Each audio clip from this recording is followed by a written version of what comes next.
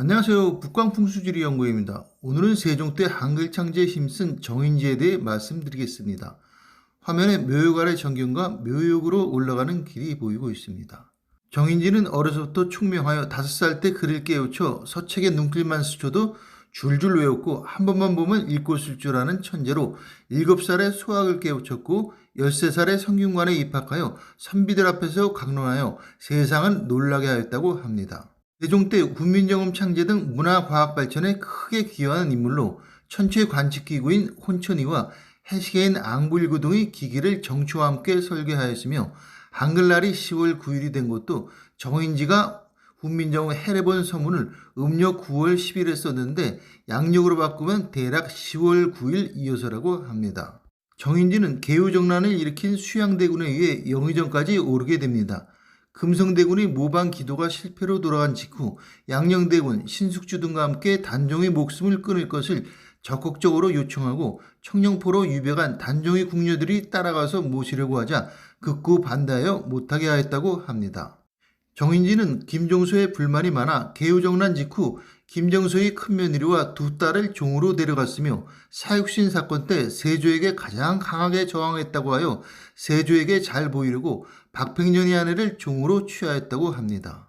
또한 봄에 백성들에게 곡식을 빌려주고 가을에 원금이 50%를 이자로 받는 고리대금업으로 부를 축적하였으며 죽은 지 26년 후 갑자사화 때 부관참 시대는 순환을 겪게 됩니다. 정인지 묘역이 보이고 있습니다. 아래에 있는 묘가 정인지 묘이고 위에 있는 묘는 부인 경주이씨 묘로 보존이 잘 된 모습입니다.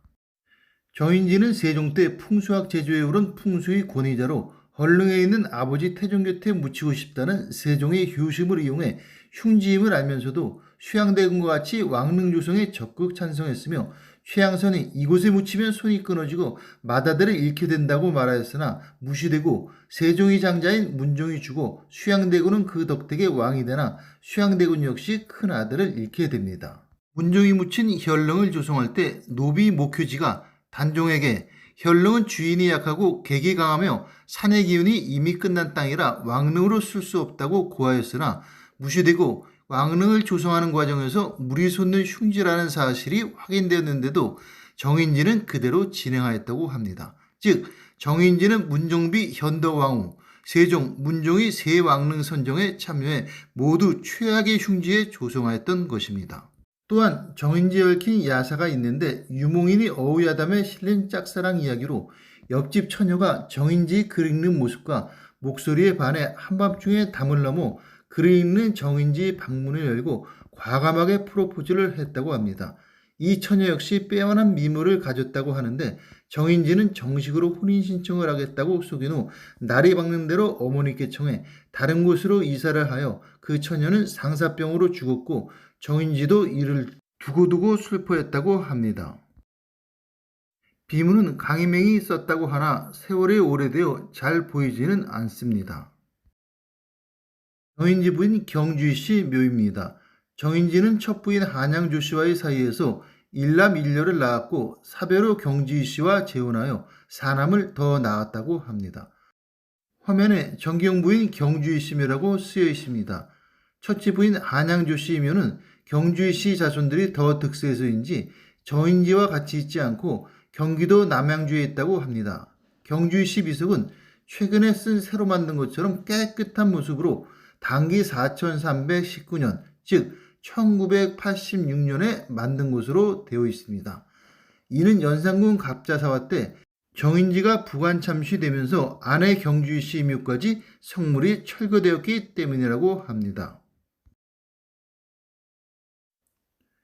경주이씨 묘 뒤의 불록한 입수도두로 가보겠습니다. 기저장 탱크라고 불리는 입수도두가 매우 광활하게 불룩하게 솟은 모습입니다. 청룡선익의 모습입니다. 길게 잘 되어 있는 모습입니다. 백호선익의 모습입니다. 역시 길게 잘 생긴 모습입니다.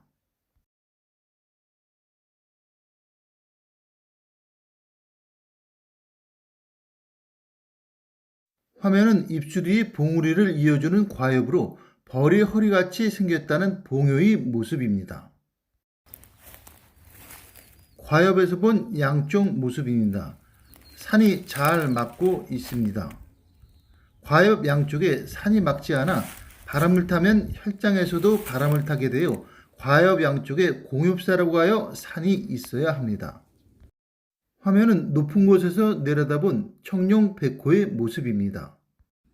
청룡의 모습입니다. 청룡이 약동하며 머리를 쳐든 힘있는 모습으로 정인지와 부인묘가 혈이되었으면 권세를 가진 자손이 나올 모습입니다. 백호의 모습으로 고개를 납작 엎드려 며느리들도 지아비에게 순종하는 모습입니다.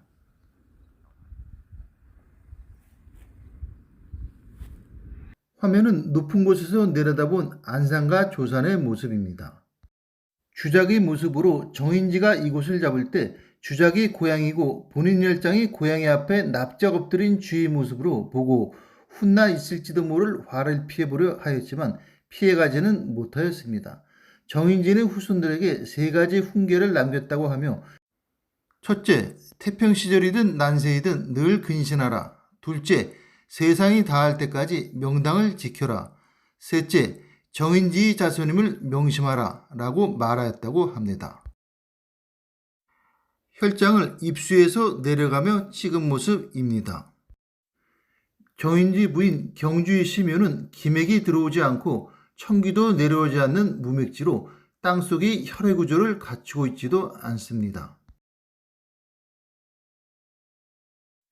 정인지묘 역시 기맥이 들어오지 않고 청기도 내려오지 않는 무맥지로 땅속 또한 혈의 구조를 갖추고 있지 않습니다.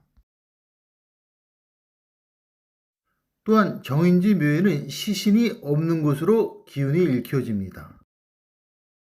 부관 참시를 당한 후 걱정되어 다른 곳에 모신 것으로 보이며 정인지 묘 바로 앞에 자기 안산인 볼록하게 솟은 곳이 있으며 이곳에 시신을 모신 곳으로 읽혀집니다. 이곳 또한 기맥과 청기가 들어오지 않는 무맥지입니다. 만약 정인지묘가 진열이라면 바로 앞에 있는 둥그런 자기 안에 의해 속발이 되었을 것으로 보입니다. 형기적으로 보면 화면과 같이 혈장의 진행 방향이 계속 변화하며 안정을 취하지 못해 혈이 맺혀질 수 없는 구조입니다. 정리하면 정인지 묘역은 형기적으로는 혈의 모습을 흉내내고 있지만 청기도 하늘에서 내려오지 않고 과엽혈을 비롯한 입술 쪽으로도 기맥이 들어오지 않는 무맥지로 허화입니다.